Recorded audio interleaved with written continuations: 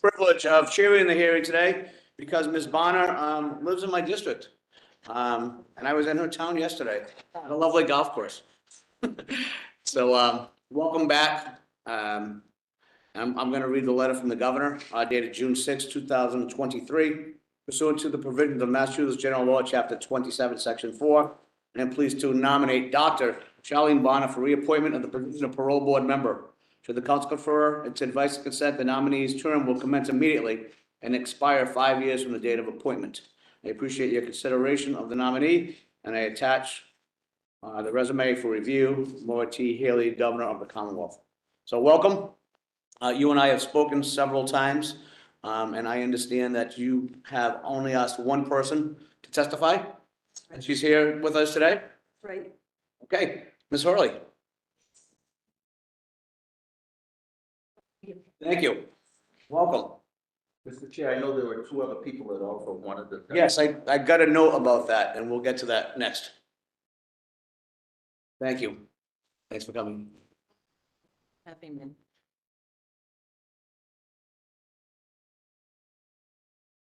The floor is yours. Fantastic. I apologize. We have all day. We begin. Make it short, but, good afternoon, members of the Governor's Council.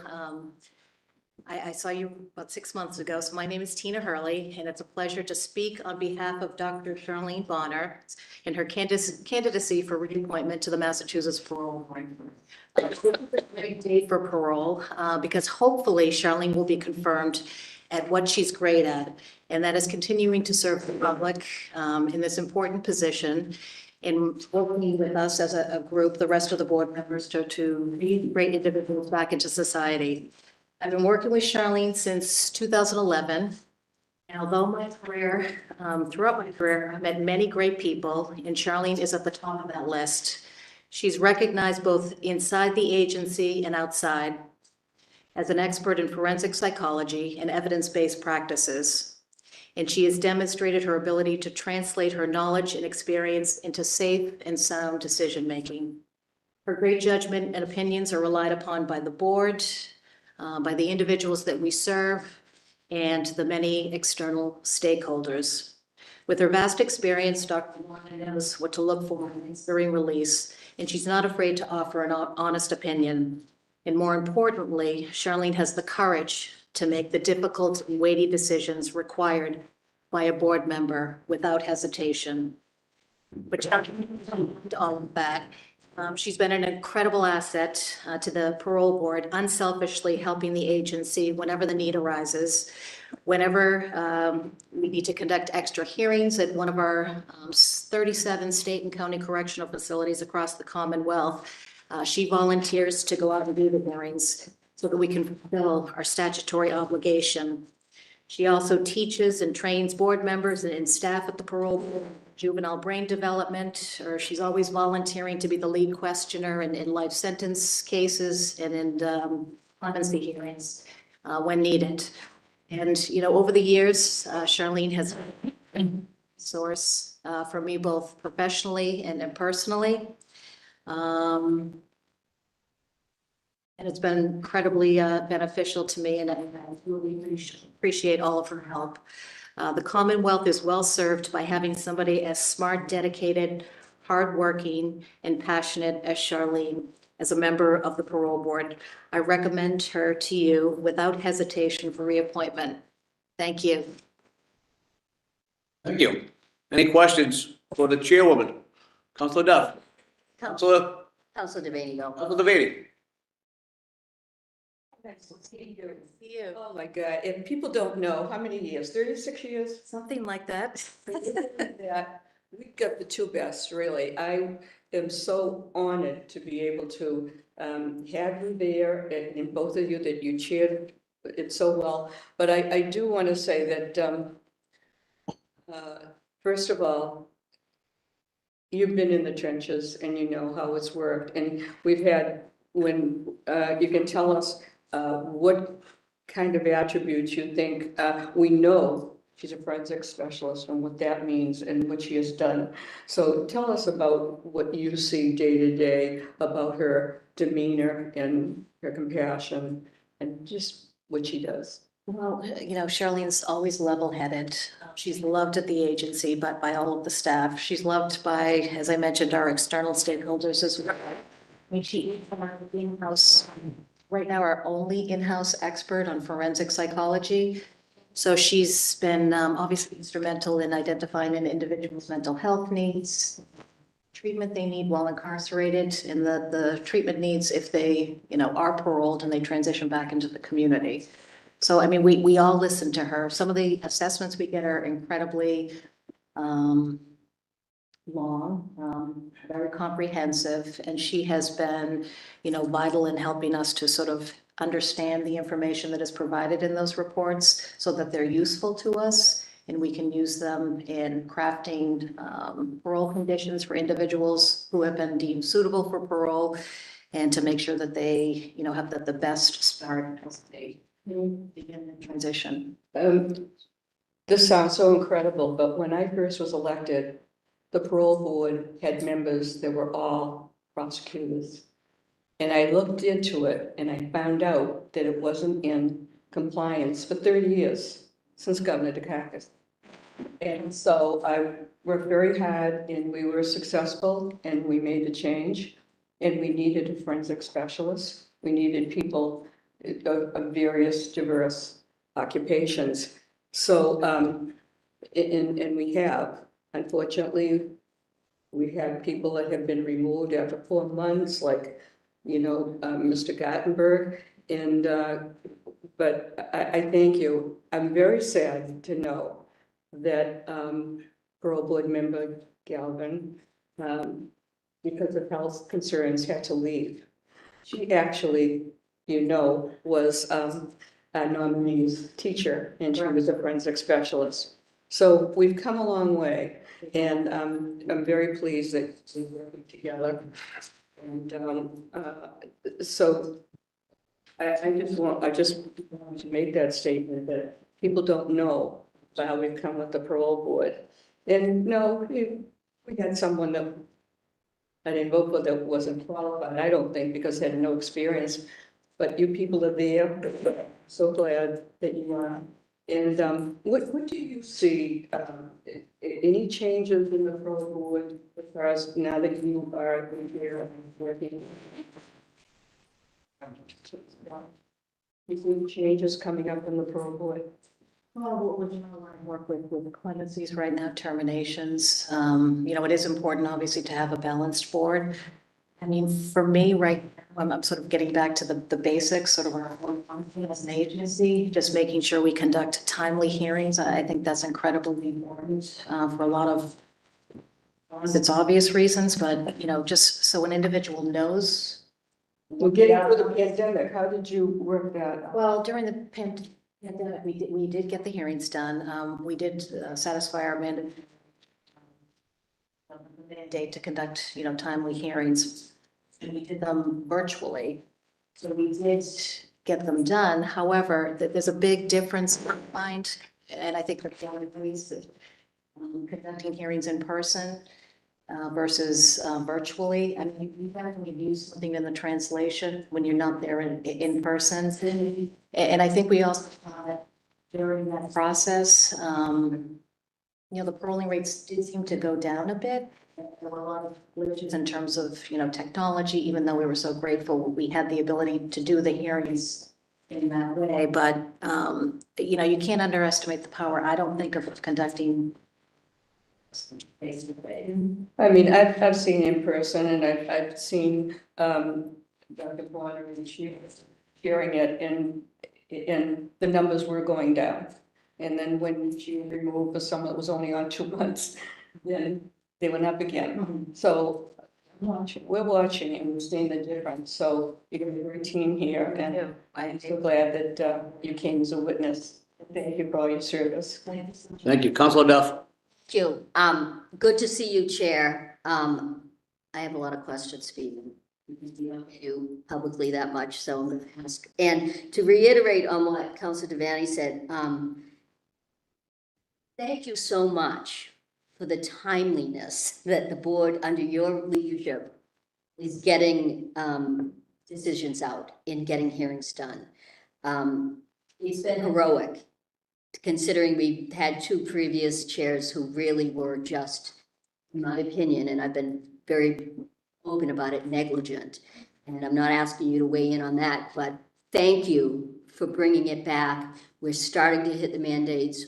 We're starting to let prisoners and the victims have, know what's going to happen. And as a public safety issue, I don't think there's anything more important. So I do want to thank you on that.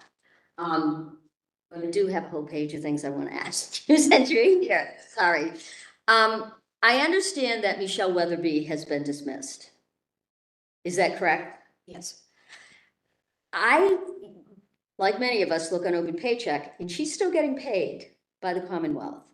Is that your decision, or is that EOP's? I'm not involved in budgetary matters. So you're not the one that's directing her to be paid, because it seems to me that we're paying someone that hasn't worked for a long time, and I'm concerned that EOPS maybe doesn't, I don't know. There were a lot of people like her from before that have these incredible political connections, and some of those connections exist still, and I'm not asking you to weigh in on this, but it concerns me greatly. I mean, the last administration lost $2.5 billion, and so now, we're not talking about that, but we're talking about waste of the Commonwealth's tax dollars. So it wasn't your decision, I guess that's the thing. She's still being paid, and EOPS must know it because someone's allowing that to happen. I mean, I don't know, but I could certainly look into it and go back to you. Right. And that dovetails into, do you have any idea, and again, I'm not trying to sandbag you on these things, but if there's going to be a forensic audit of payroll in HR, if anything like this is going to be done, because as you know, I have expressed in the past grave concerns about the possible abuse of time off and personal time and vacation and everything else by staff. I've done the math, and one particular board member who has taken an extraordinary amount of time, and for the life of me, and I'm really good with numbers, can't figure out how that's happened. So I, again, don't know if that's you or EOPS, but I do think there needs to be a good look at where the money is going. Touching a little bit on what Councilor Devaney said, how do you feel about the use of the remote hearings? Have they worked? I know that you guys really did a terrific job using them. Do you think they should continue going forward? They worked during the pandemic, didn't have another option, so Right. I think we're grateful that we had that ability, but personally, myself and I think the rest of the board members feel that the face-to-face hearings go. We do have some staffing shortages right now, and we are committed to making sure hearings are conducted timely, whether they be non-life hearings, life or termination, clemency. But for the most part, I think the consensus is it's more beneficial to do the hearings face to I face. can imagine it would be, particularly with this. But I do understand that Dr. Galvin has been willing and able to do these remote hearings, and you are really understaffed. Right? You've got 37 institutions to cover. And so it seems to me like that would be helpful, but I don't make those decisions. It has been helpful. Yeah. He has been a tremendous asset to the agency. She had some limitations that did not allow her to go into the correctional facilities. I understand, but I'm talking about from, the remote. Right, so she was able to utilize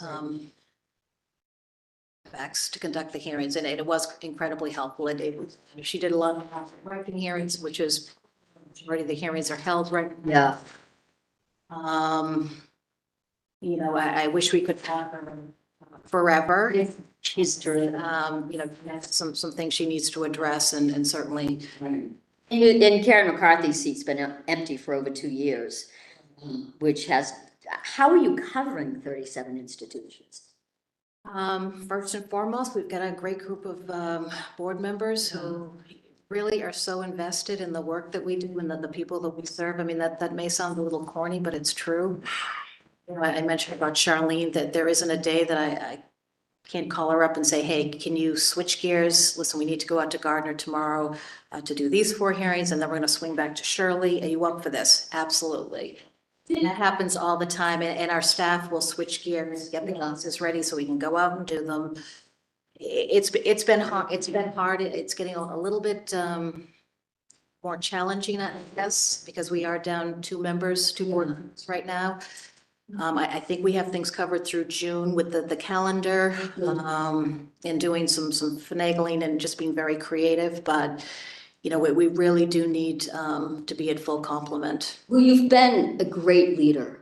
I mean, you've been a great manager, Madam Chair. I really truly mean that. The difference between you and the previous 2 is just so stunning. It will make one's head spin if they're paying attention. And this is my passion. Parole is really kind of my thing. Do you ever, and I'm not asking you to name names, but in your time as the chair, have you ever had a board member who's refused to go to an institution? And if that happens, what do you do? How do you cover it?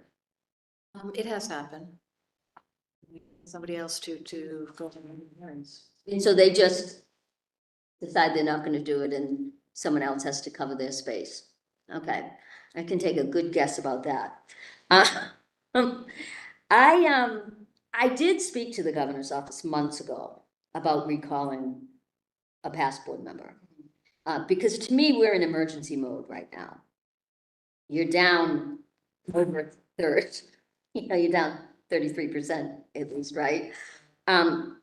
Has there been any movement that you know on that? I mean, we have retired board members that could, in just a very brief amount of time, step in and help.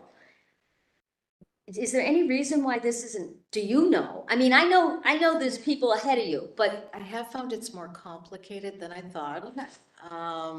And there were a lot of unknowns that I didn't know about.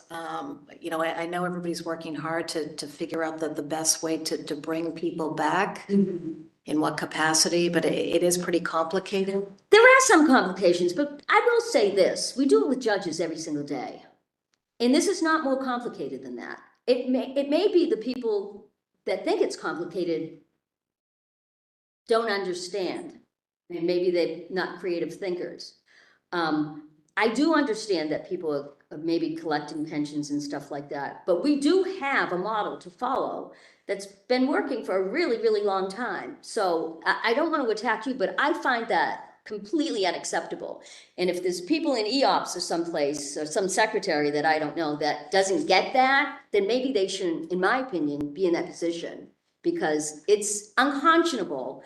I know how hard you people work. You know, as you know, I have had many staff people reach out to me. I have heartbreaking letters from people in heartbreaking phone calls under the last administration of circumstances, in bullying, in all kinds of other literally unprofessional and crazy things that were allowed to happen. I am so happy that seems to have come under control under your leadership. You know, parole to me has always been the stepchild of the criminal justice system. And, you know, I think you need an advocate. And I hope that I can help advocate for that.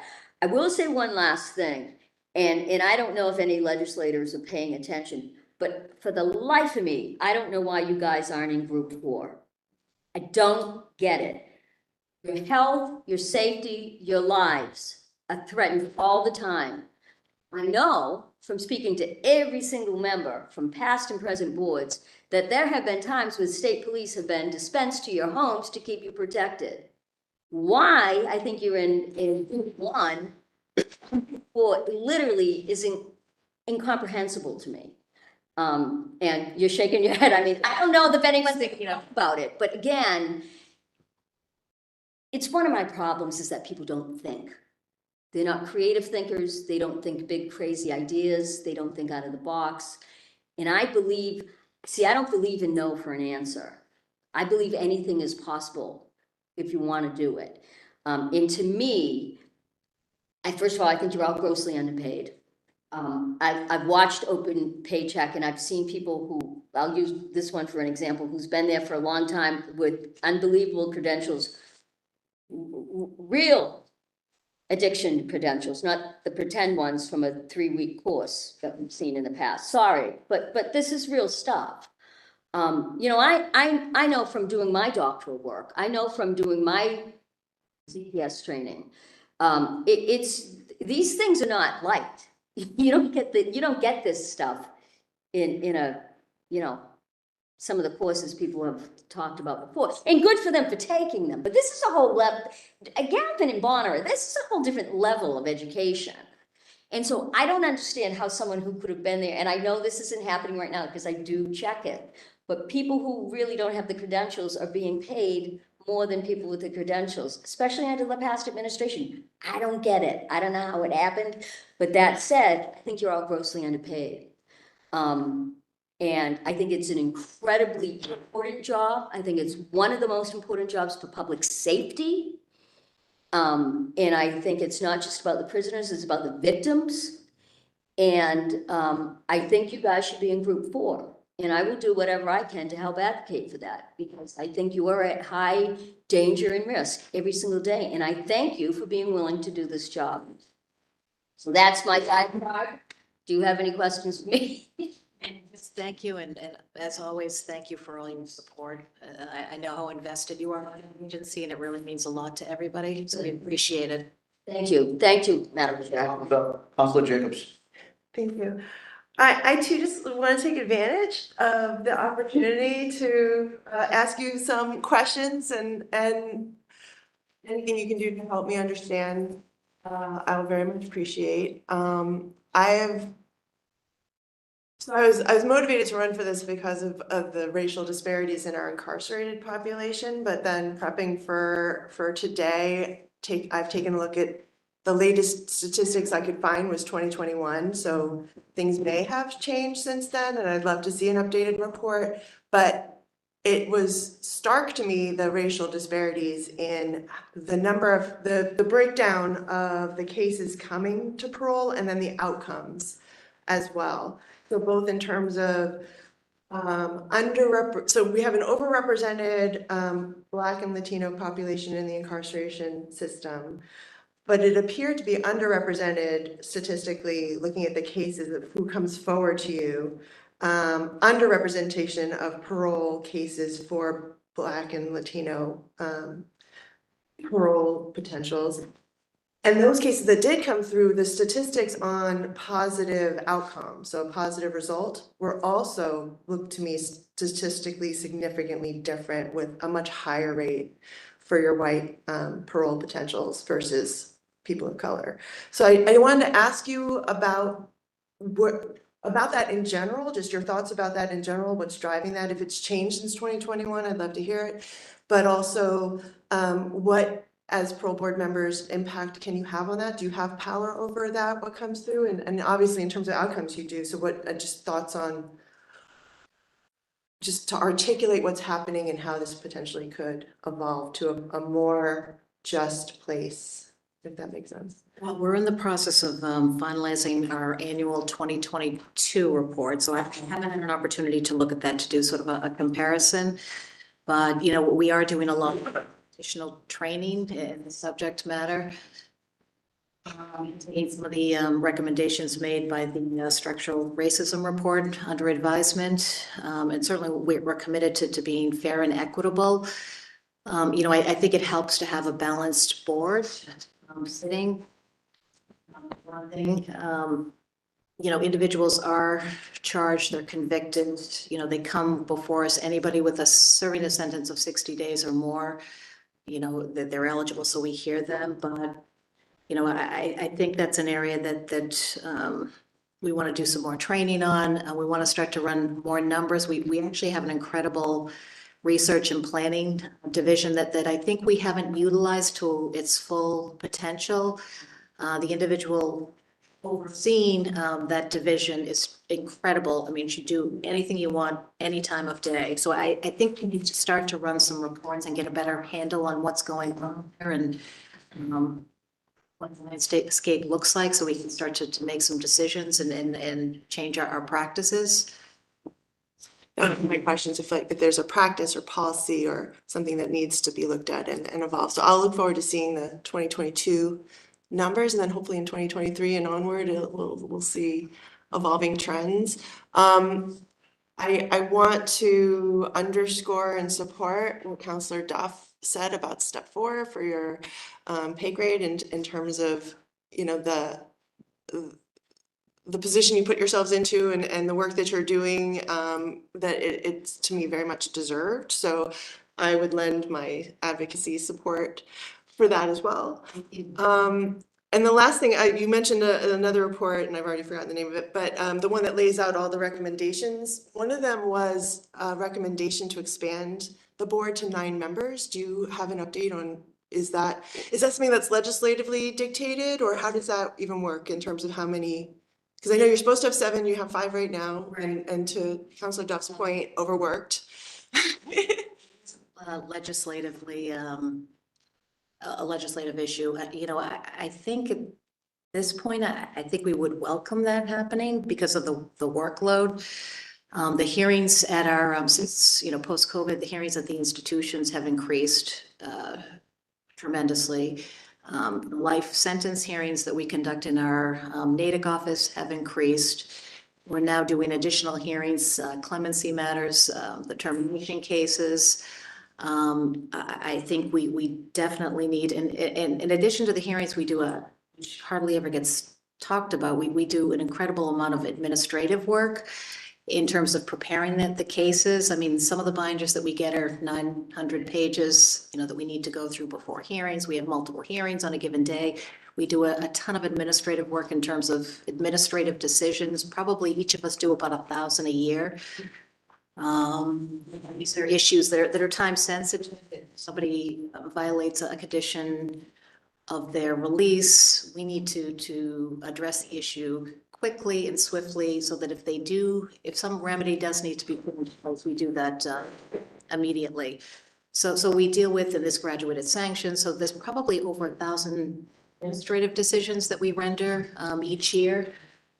What else? We have graduated sanctions that each board member is assigned to different regional offices. We each have, you know, 1 to 2 depending on workload. So there's, you know, one of the things that surprises me is when people come in to watch hearings, or if I meet them for the first time, that they think that it's a very sort of simple and uncomplicated job, but we're all very, very busy, that there's a lot of work. And, you know, I think in the future, 9 board members makes a lot of sense. Is there a legislative agenda? Is there a bill afoot to actually affect that change? Do you know, or has it been taken up? Yeah, I don't think there is yet. I mean, it's been discussed, but I don't think any action has taken place yet, is my understanding. I could be wrong, though. It seems needed, given the workload you all have. And I also think it would be helpful to have the entire Commonwealth covered completely. So there's representation in all of the districts. Yeah. You know, we haven't had that, and I think that's critical in terms of somebody's success. Well, thank you very much.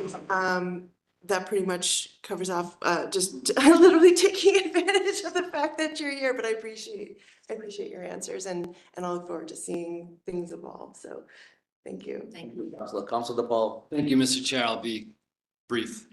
Thank you for being here, Chair Hurley. Thank you to my colleagues for raising some important issues.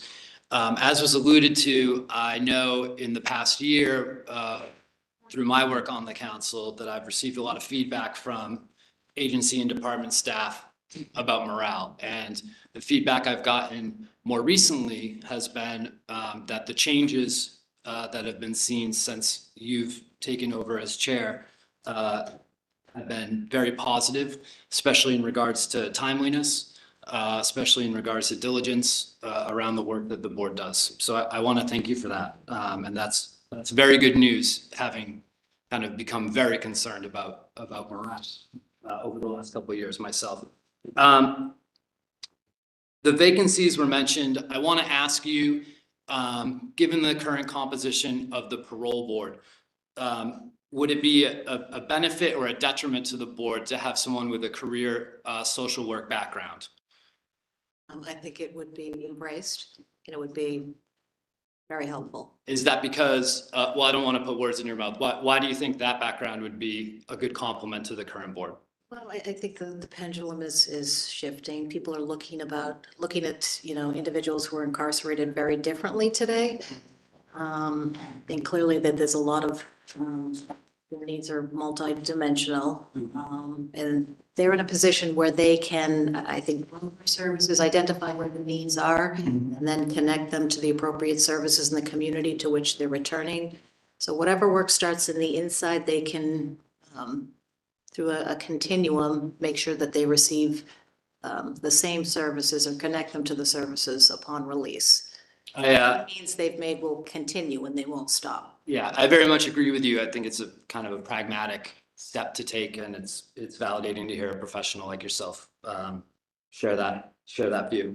The other thing that's been touched upon, but geographically, I know that in Worcester, District 7 on the council, in Western Massachusetts, District 8 on the council, combined, Councilor Jacobs and I represent 1/4 of the Commonwealth, both geographically and population-wise.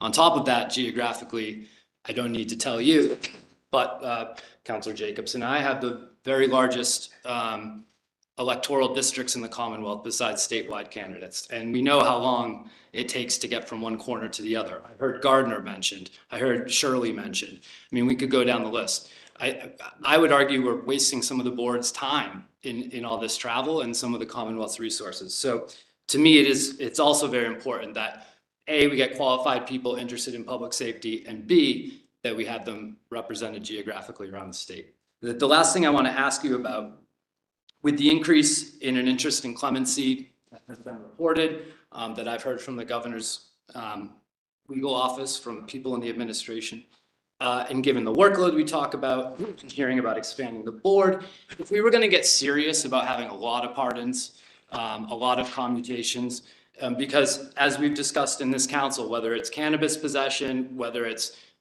taking into account brain development for youthful offenses, whether it's the racial disparities in sentencing that have been documented, whether it's survivors of sexual and domestic violence, it's 84% of our female incarcerated population.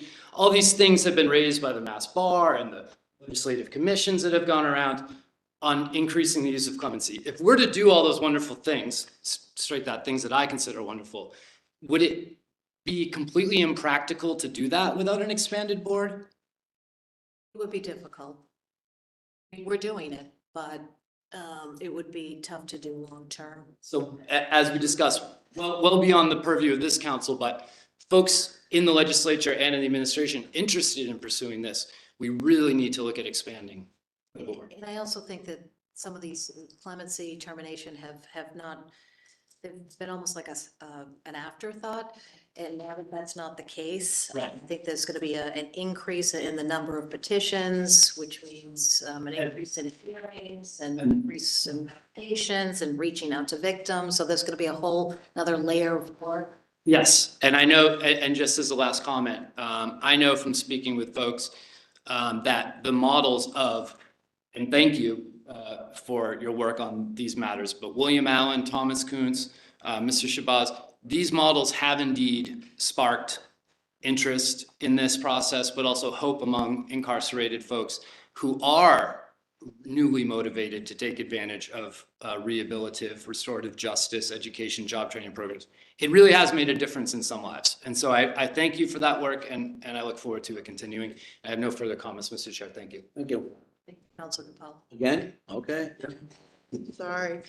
Honestly, so Counselor DePaula's comments just sparked two more quick things. And one is, you actually alluded to it earlier, but the work you do towards clemency on pardons and commutations, that work, the time that takes, what are your thoughts about creating a wholly separate commission focused on that work to kind of have it off so that you focus on parole and there's another clemency oriented? Is that an idea that you spark to and support, or is that something you'd rather? Dr. Bonner and I have talked about it, so, I think that's a possibility. I think that every possibility is something that we need to do and figure out what makes the most sense. So I guess the short answer is, yeah, I think that is a possibility. Again, I think to follow with what Counselor Duff had said earlier, but in terms of advocacy for an expanded parole board and advocacy for a separate entity, I would be on board and doing some lift on that, if that's helpful. The other question I had actually also comes out of Counselor DiPaolo, just, in terms of region, Western Mass, very much, I'd love to see a Western Mass voice. We would too. The parole board. And the thing I've been advocating for so strongly, for my own personal belief system, but also supported by the judicial reform, the legislative judicial reform report. I would love to see someone join you who has experience having been incarcerated, who now is living that second chance to the fullest with education and community investments that just demonstrate all that a second chance can be, but can bring that voice and deliberate with you collaboratively, but represent that perspective. What's your feeling around having a member join you with that background? I mean, I think it's a great idea. And be careful we get the right person, but I think it would help to create a more balanced board, and they can bring their real life perspective to the board. So I mean, I think it's something that makes sense. Hasn't been tapped yet, but I think it makes sense. I'm very happy to hear you say that, and I hope I'll keep my fingers crossed that we're able to see someone who represents that background come through. Yeah, I mean, I think they would bring a perspective, I think would be very useful. I appreciate it, and thank you for your patience. Thank you. No, thank you. Thank you for, Devaney, you want to go again too? No, I just want to say that I think all this discussion is very valuable. But the purpose of a witness is for the councils to ask questions what this witness knows about the nominee. And I suggest that we have a meeting with Chair Hurley and bring up all these matters, bring up all these workings and find out what it is. We've had a nominee that sat through this whole thing and hasn't been asked a question. This is not a hearing for Charlene Bonner. And I think it's wonderful, all the information you brought, but this is not a meeting for the chair. And that's what it has become. And look at the time. That's I'm just saying, right. let's have a Thank you. meeting. Let's have a meeting and find out all these things and not have the nominee just sit here and not be asked any questions. I'm sure she doesn't mind. She comes here once every 5 years. That's not my. But this happens all the time. We have judges that come in all the time, right? And they sit there and they're asked questions that have nothing to do with the nominee. So it's okay. It's educational. It's good that you bring those things. In all You're welcome to call it anytime. respect, Sure. the point of having a witness is to find out what this witness, what is she I doing think she testified. about the nominee. Good, okay. That's all. But I think we should have a meeting and this all could be discussed. I think it would be very valuable. That's all. Thank you. Thank you. Madam Chairwoman, thank you so much for coming and talking about the nominee and talking beyond that for things that concern the Governor's Council. So thank you. We really appreciate you coming today. Thank you so much, everyone. Now, I was advised that some people have contacted our office that also want to speak, and we're glad to have them. I'll ask you to keep your comments to around 5 minutes each, just so we have some equity here. So first, I have in person Jean Trouston. Did I pronounce that right?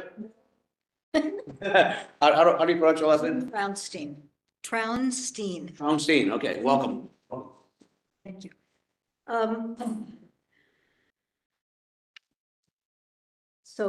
Hi, Charlene.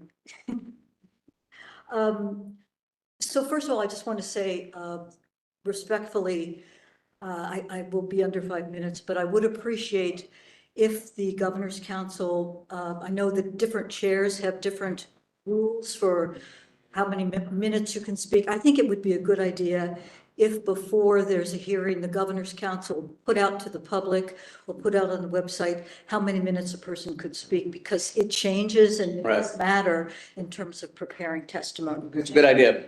Good idea. I appreciate 5 minutes, so that's a Thank you. reasonable amount of time. Right. Very good. So I'm a professor at Middlesex Community College, and most of you know me. I've written extensively about parole, and I'm also a member of an organization called the Coalition for Effective Public Safety, and we are an organization that responds and talks about parole movements. And I am here because I've testified before the council in terms of, testified before the parole board, gone to the parole board rather, over 50 times while Charlene was there. I've seen over 50 public life or parole hearings. And I do not usually come before you and testify anymore because I write on these things. But I feel so strongly about Charlene Bonner that I felt, as she would say, I need to put on the record who she is and what she's done, because I think it's so important. And I know you know a great deal about parole here. You certainly know about the mental health issues of those seeking parole. So the comments that I'm going to give you are actually come from Dr. Bonner between 2014 and 2023, and those are hearings that I've been to. She is really unparalleled as a board member.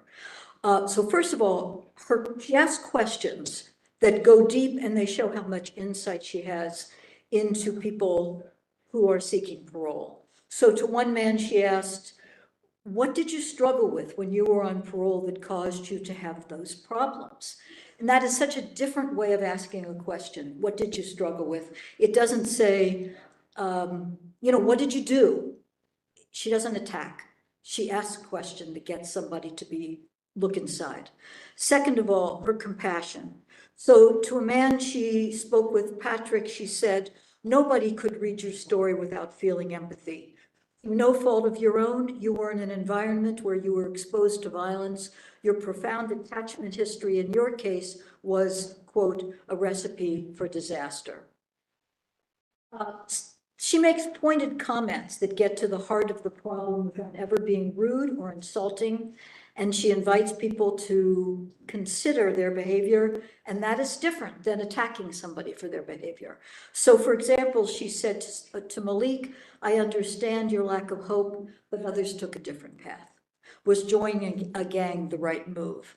Really a very different way of asking him and not attacking him. We all know her knowledge of behavior on psychological issues is critical for the board, but here's an example of how she shows that knowledge. So to Damien, she said, you grew up in an environment where women were marginalized and you have a history of dehumanizing women. You used sex as a manipulation. Again, not saying you're a lousy, no good person, but you did this and here's why it's important. She also uses hearing as a way to praise the accomplishments of people. And to one man, she said, how did you develop the kind of heart you have to accomplish what you've done for others behind bars? To another, she said, we can see your humanity jumping off the page, but it's hard for you to show that here. Take a deep breath. We want to see who you are.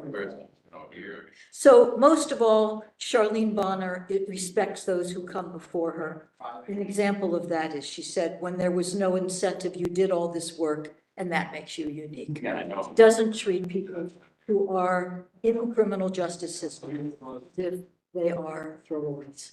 So all of that, I just want to say Governor Healy got it right when she said that Dr. Bonner's brought compassionate leadership to the parole board and has played an important role in promoting public safety and justice in the state. So I'm proud to support her wholeheartedly. Thank you very much. Any questions? Mr. Devaney? I thank you for all the time that you take with parole. It's so important to have someone like you come in and ask questions so people can understand. Thank you so much. Thank you. Keep coming. Next, I have Lisa Berland on behalf of Parole Watch. Welcome.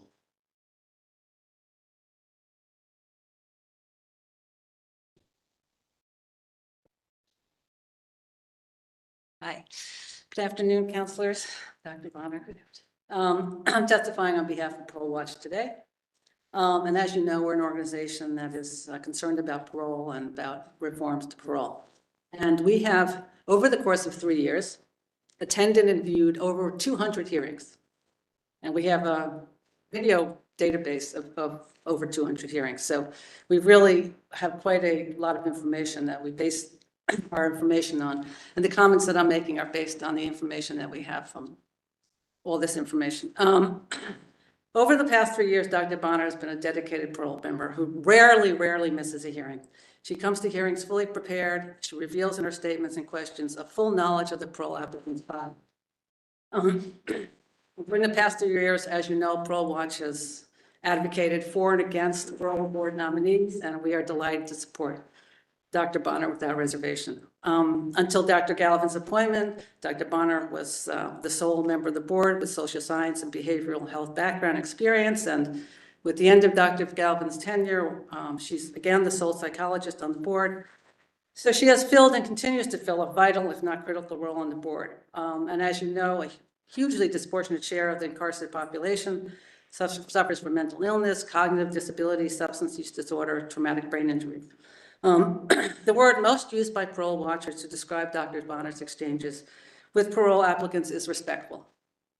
Parole watchers describe how she engages the parole applicant in conversation, in a dialogue, rather than simply asking questions. One parole watcher described her as having a rapport with the applicant and being on the same wavelength. Dr. Bonner will often review past and present mental health diagnoses with the applicant to be sure of the correct diagnosis. She might explore various mental health treatment options for when the applicant is released. Her familiarity with medications for mental health and substance abuse will often lead to a conversation about side effects and recommendations.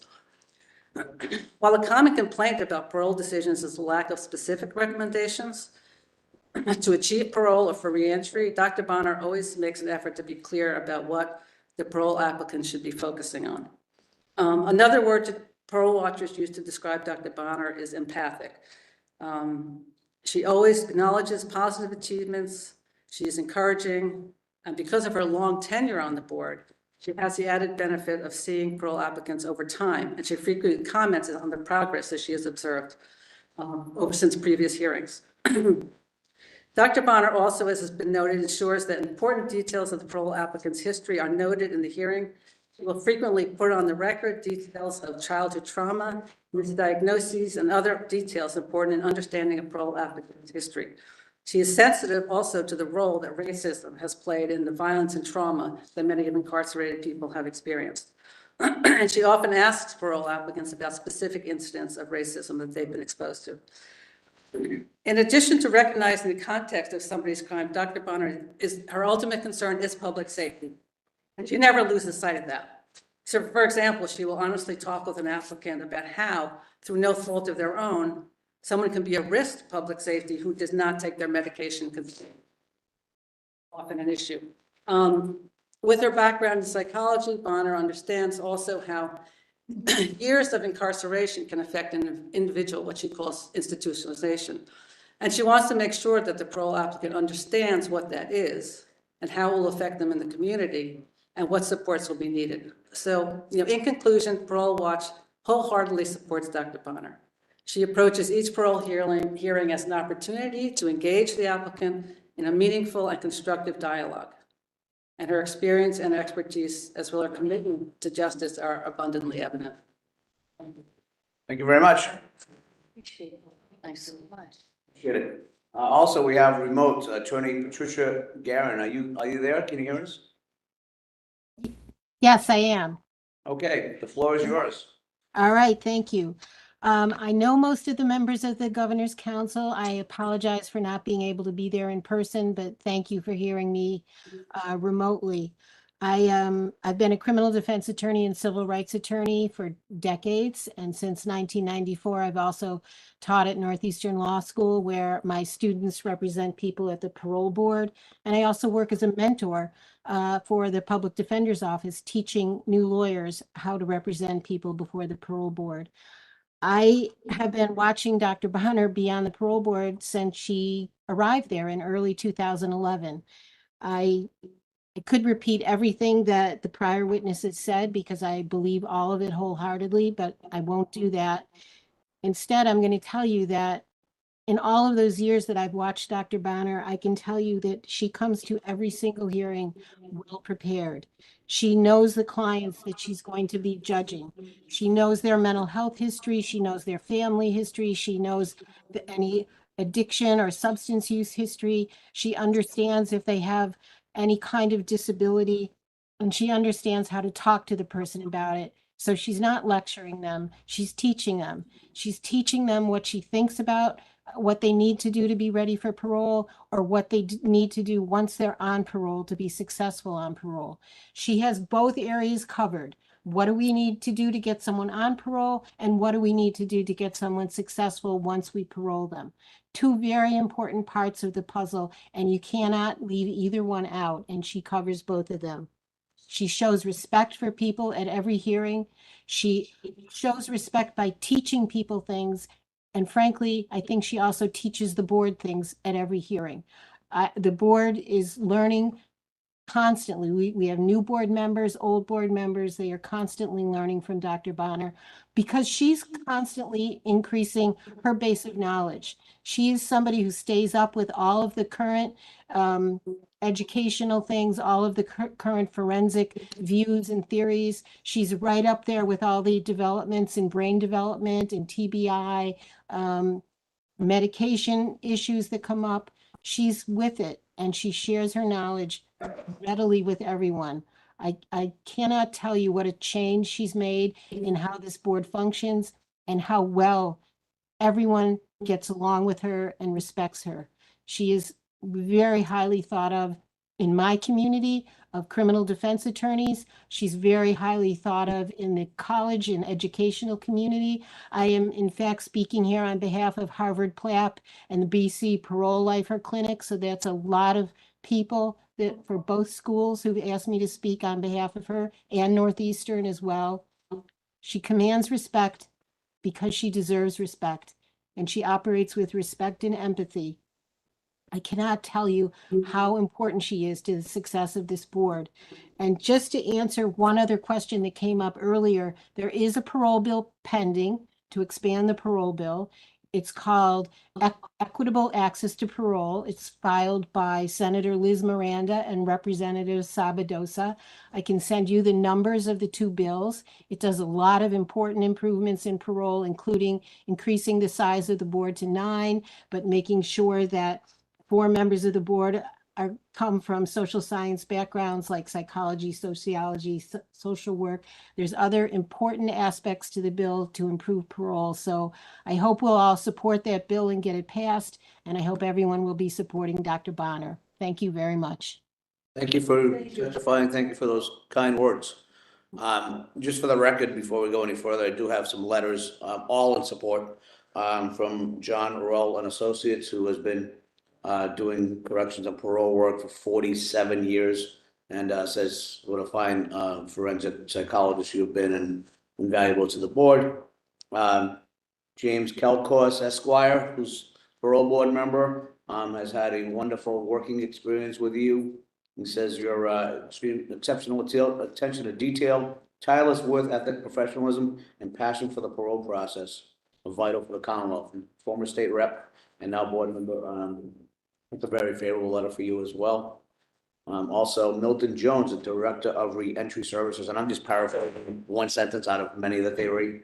But as the Director of Reentry Program, I encounter many of the parolees upon release as they enroll, which is often recommended by Dr. Bonner. I have personally attended many hearings to support men coming up for parole, and I've had the distinct pleasure of witnessing Dr. Bonner in action. She is thorough, fair, compassionate, and firm. I also have a letter from Kim Jones, an attorney at law, who wrote again. She has worked with you in her role as the assigned counsel for Committee for Public Services between 2017.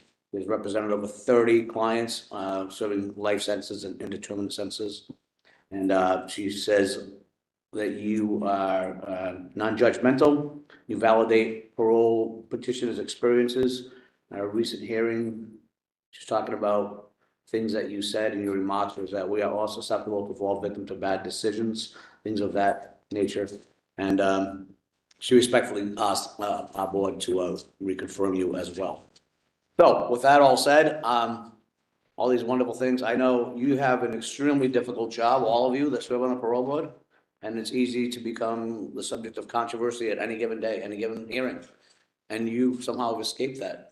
All I hear is positive things about you. I haven't heard one negative thing about you.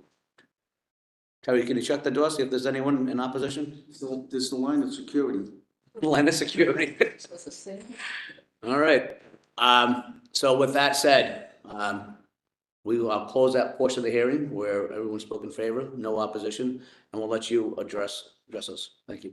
Great, thank you, and I do want to thank people for their support and the really personal testimony. I was really moved. I also, I know that the union wrote a letter of support, and board member Coleman as well, and I want to thank them on the record too. I'm a little overwhelmed. I mean, usually people need therapy after they come before the government. That was very, very therapeutic. I have about a 5-minute statement. Is that okay to read? And it may answer some of your questions. On the clock, go. First of all, you know, I do want to say too, what happened in the room prior was quite remarkable. And I think it's courageous and the right thing to do for the Healy administration and the Governor's Council to facilitate pardons this early in administration. I don't think it's happened since the Dukakis administration in the first term. And we saw, myself and Chair Hurley saw the two individuals in the lobby, and I asked one of them, how did it go? And he said, it changed my life. And you know, that's why we're here. I would like to take this opportunity to thank Governor Healy, Lieutenant Governor Driscoll, and their distinguished administration for trusting me with this nomination, including Kate Kelly for her assistance and guidance in facilitating my application. I would also like to thank my supporters, especially the parole agency, who have stood beside me with their consistent support and trust in my judgment. Finally, I would like to thank you all, honorable members of the Governor's Council, for it is you who have voted to keep me in this position as a member of the Massachusetts Parole Board. I am well aware that without your advocacy, I absolutely would not be here. I'm particularly grateful to Councilor Kennedy for all of your support and consistent advocacy on my behalf since 2011. So thank you. As most of you know, I was first nominated to the Parole Board in March 2011 by Governor Patrick and Councilor Kennedy. After serving for several years with the support and guidance from his administration, including Kate Cook and Marilyn O'Connell, I was named chair and served in that capacity for approximately 11 months. I have chosen to seek my reappointment because I am among the very few who are fortunate enough to love their work. It is a perfect marriage of my professional skill sets and my humanity. I also feel the agency is at its best when you have a few members who wish to make this his or her life's work and remain on the board as an ultimate career goal. Chair Hurley, as you know, is one of those anchors, and she has a long, well-earned mutual relationship of trust and faith with our agency. As I stated at her confirmation hearing, she loves the agency and this agency loves her back. With the direction the agency is moving in now, I too wish to continue to maintain my seat on this board for the long run. Having now served on the board for 12 years, I asked our Director of Research and Development to provide me with some general statistics to put the volume of work I have performed in perspective. Since 2011, I've conducted over 16,000 hearings between the Department of Corrections and House of Correction combined. This doesn't count life sentence hearings. Since 2019, I've sat on 550 life sentence hearings and conducted over 7,000 office votes, 25 clemency hearings, and completed 98 graduated sanctions. And I'm happy to provide more statistics. As Chair Hurley said, there's a whole body of research and development that I think would be good to share with you. The privilege of being on the parole board is a unique responsibility.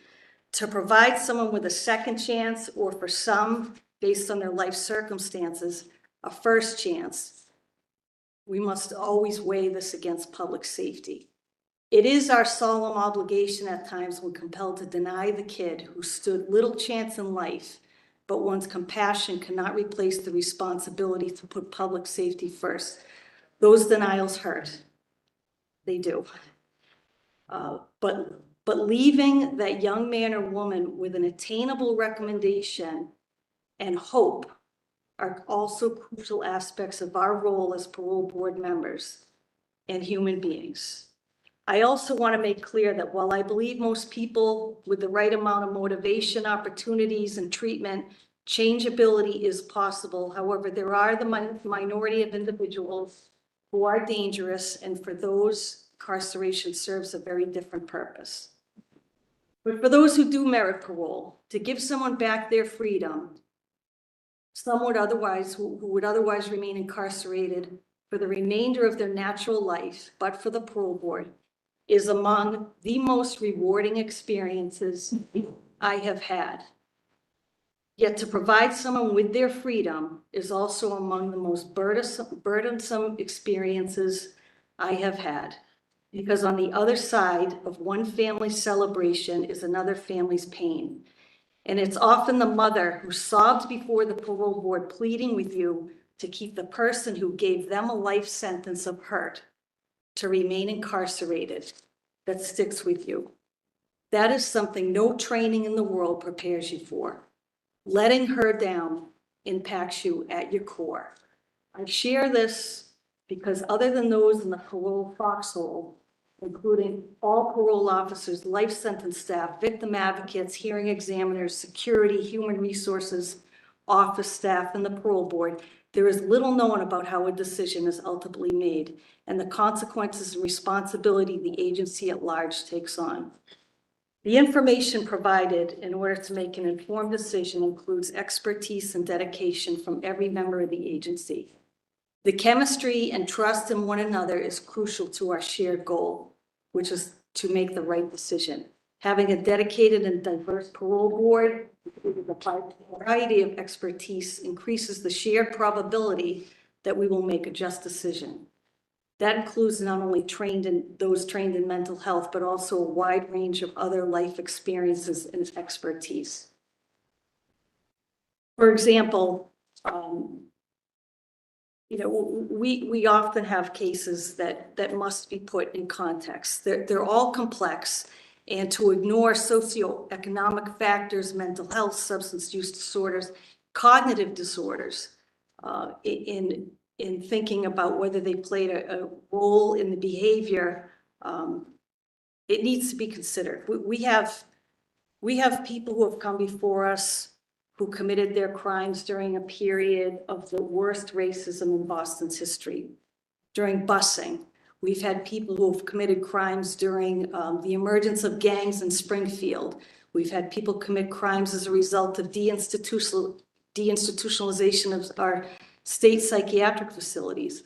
We've had people commit crimes who are veterans who come back from active combat duty and are in the throes of an addiction or an undiagnosed post-traumatic stress disorder. It's our responsibility to be educated on the context of each crime and also to explore our own biases before rendering decisions.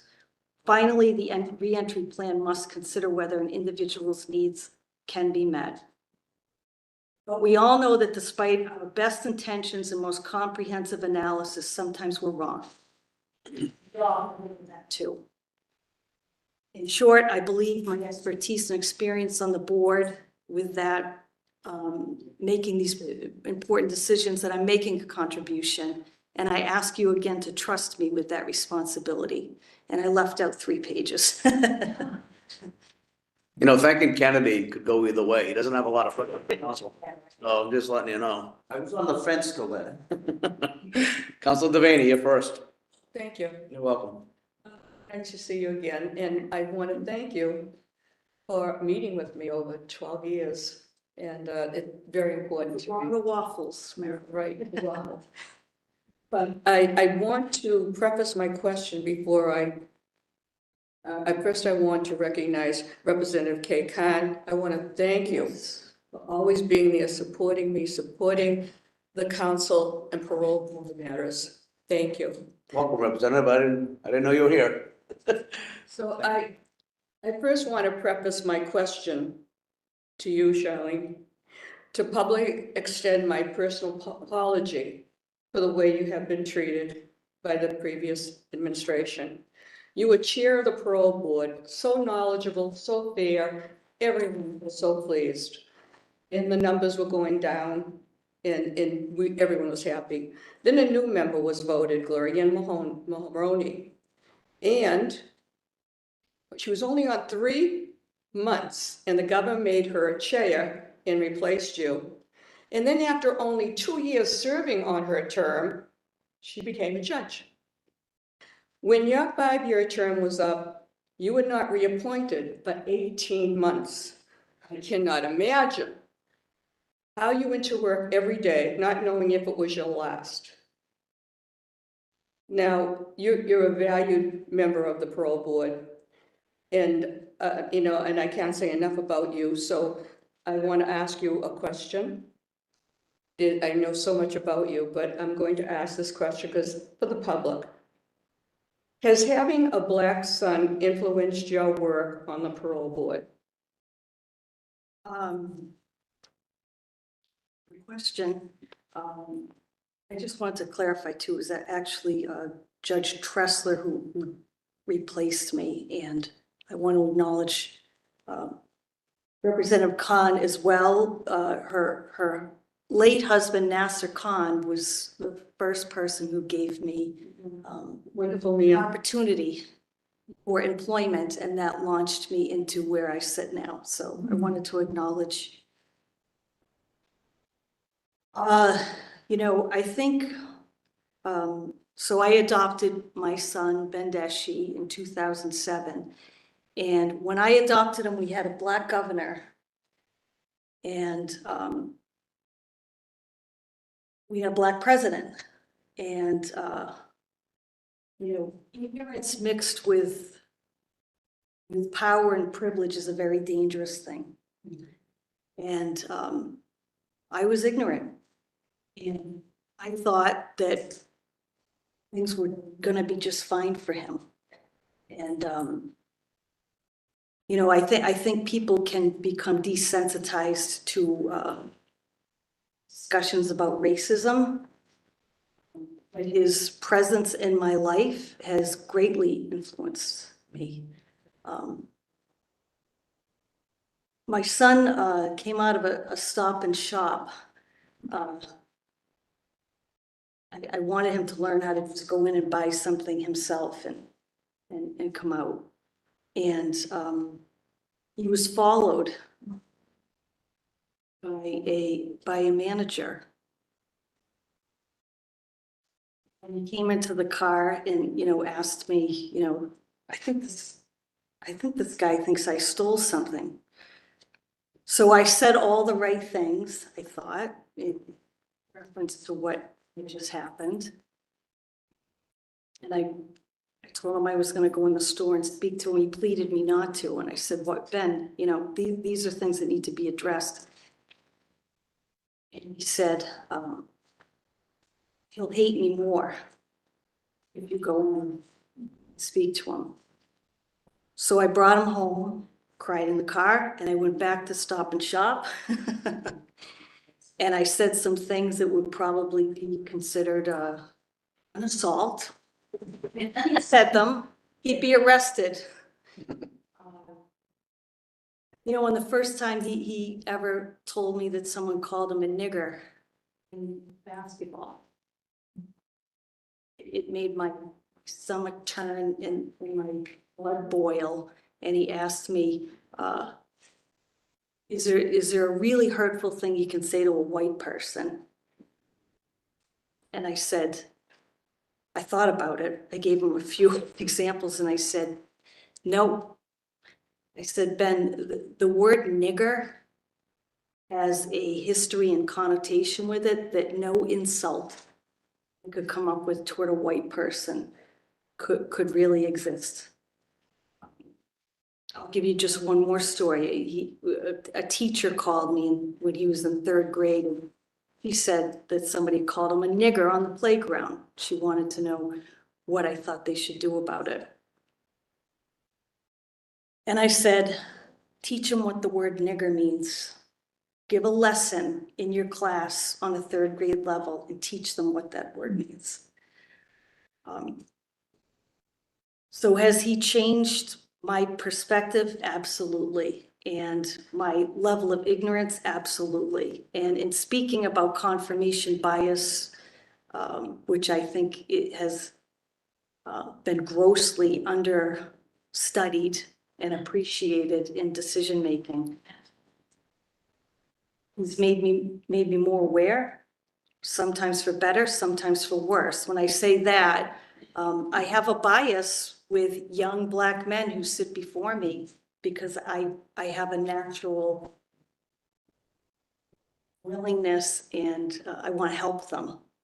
And I have to be very careful about my own bias because sometimes it's not the right decision. So I'm not sure if that answered your question, but Well, you made me cry, but I know you, and I know how that has influenced your work. And I just have so much admiration for you on the board in your private life. And the way you conduct yourself, always putting yourself in the place of the person before you. And I love one of the things that you said to one of the petitioners, you don't choose your childhood chooses you. Isn't that true for all of us? Really is. But, you know, I'm sorry that people didn't ask to have more questions because you have been one of the most outstanding and I was so upset in asking, why isn't she being reappointed? 18 months you went to work every day, God bless you. And so undeserving of, we wanted you so long to have someone with your knowledge. And I can't thank you enough. And I wish you a full term. And I'm very pleased with everything. There's no one who's ever been in opposition with your appointment. And that says volumes. So I thank you for all your service and I'm very proud to support you always. Thank you. Council Iannella. Thank you very much. I don't have any questions. You've done a great job.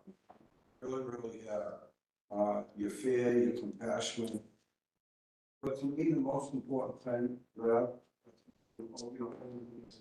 a wonderful person. You really are. Talked to you over the years, about your son, Ben. And, he's lucky to have you. Really. thank you so much.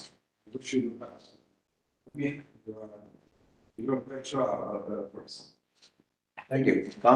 Councilor Dunn. Thank you. Again, big fan. Kennedy would kill me if I wasn't. But the other question I have, and again, I'm sorry because the poor chair got bombarded as happens when you come up to testify sometimes. Do you see, since Chair Hurley has taken over, do you see a shift in morale? I do. And is it for the better or the worse? I believe it's for the better. And, I just want to underscore, that's because of her. Yes. And, she's done every job in the agency. So she has a lot of credibility. She knows how hard people are working and they're given credit for it. The institutional knowledge. Absolutely. That's Dr. Bonner, your resume is stunning. It's stellar. Your work with addictions, as I had mentioned before, I mean, this is real credentials. These are real credentials.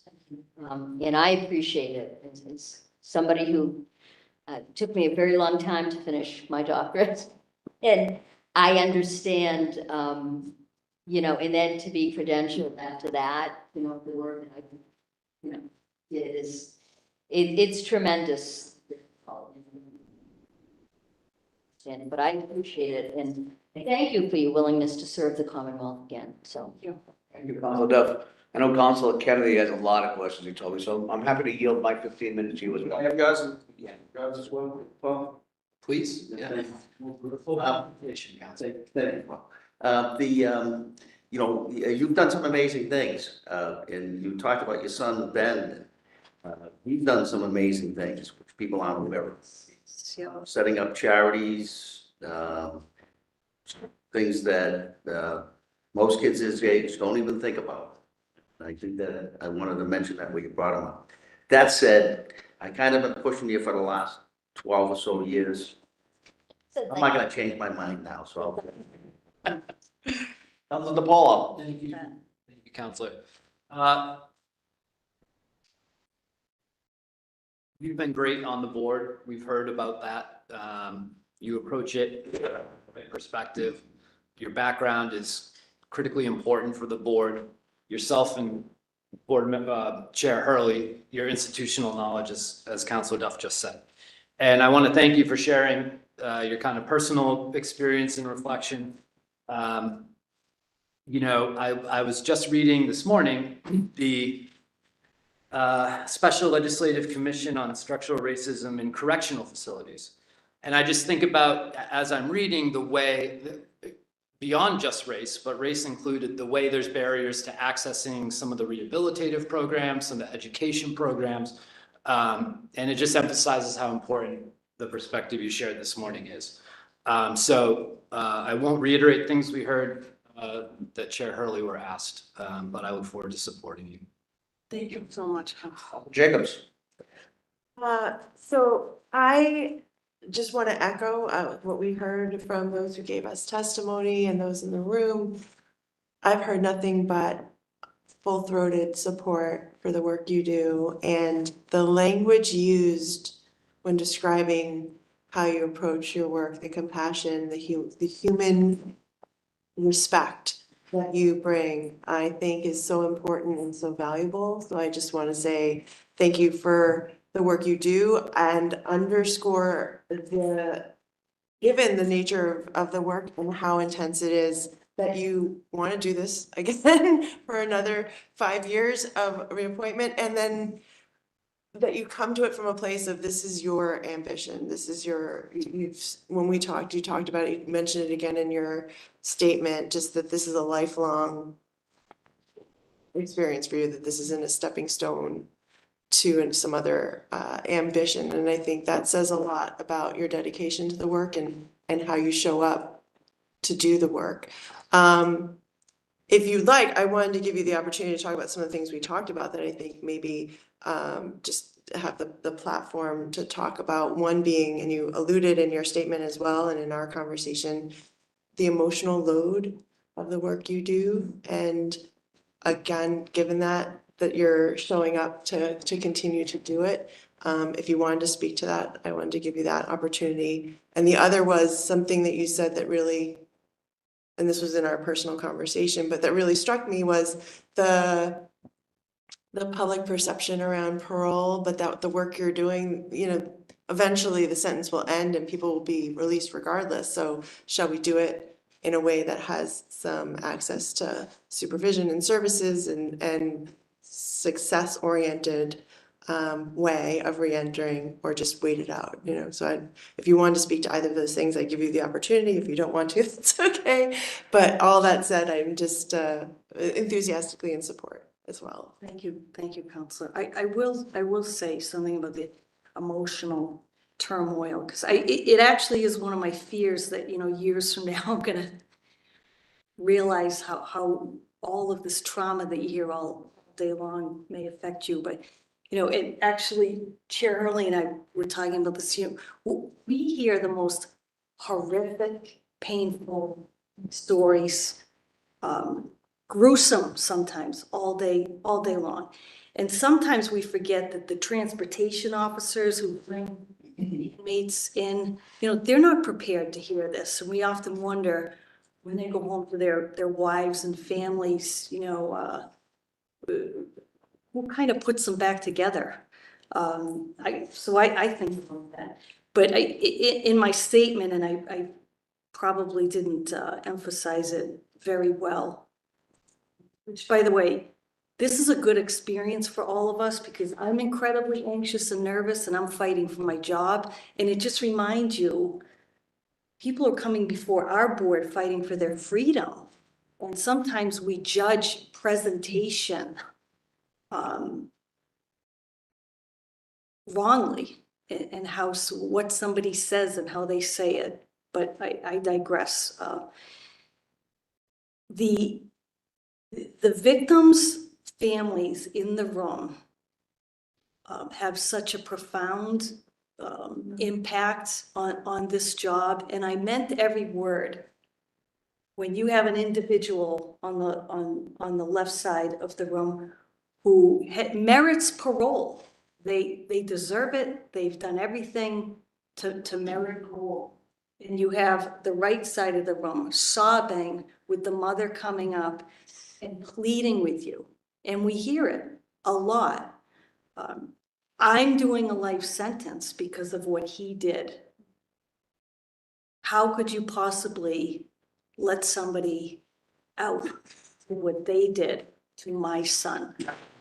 And that takes a toll on you. It really does, because you're split right in half. And if it doesn't bother you, you shouldn't be sitting in the seat. You really shouldn't be. But it splits you right in half. And it's a huge, it is a burden that you must accept if you're willing to take on this work, because your emotional perception in these hearings must be suspended when you're making a parole release decision at the end of the day. And it's very, very hard to do. I don't know if that answered it. Well, I appreciate that you do this work, and even with that, that burden, that you come to it every day with a level of respect and compassion that we've heard echoed. Thank you. Thank you. My turn. You know, I have nothing but good things to say. I'm still flabbergasted that 17,000 years later, like you never said one wrong thing that got out anyway, or whatever, but it's amazing that you have zero people opposing you after you make all these controversial decisions every single day, and you've done it 17,000 times, so it's outstanding. You have our support. Looks like, I think you're gonna get through when we vote, I believe, next week.